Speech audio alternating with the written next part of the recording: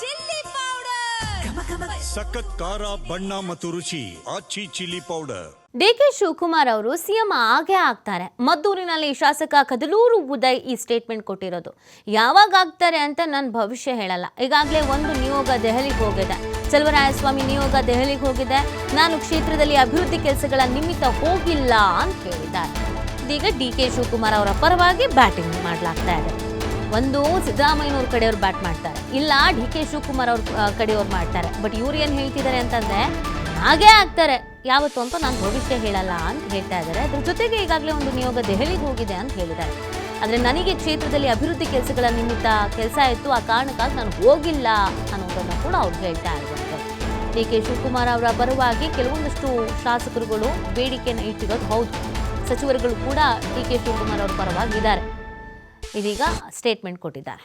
ಅದ್ರ ಬಗ್ಗೆ ಏನು ಸದ್ಯಕ್ಕೆ ಏನು ಚರ್ಚೆ ಇಲ್ಲ.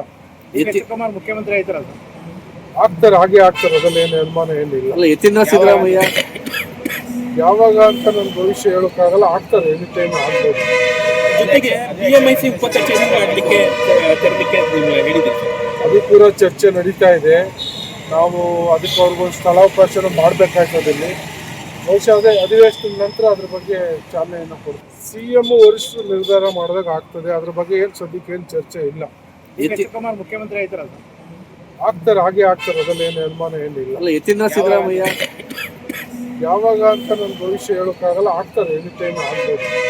ಜೊತೆಗೆ BMIC ಉಪಕಚೇರಿ ಮಾಡಲಿಕ್ಕೆ ಹೇಳಿದ್ದೀವಿ. ಅದು ಕೂಡ ಚರ್ಚೆ ನಡೀತಾ ಇದೆ.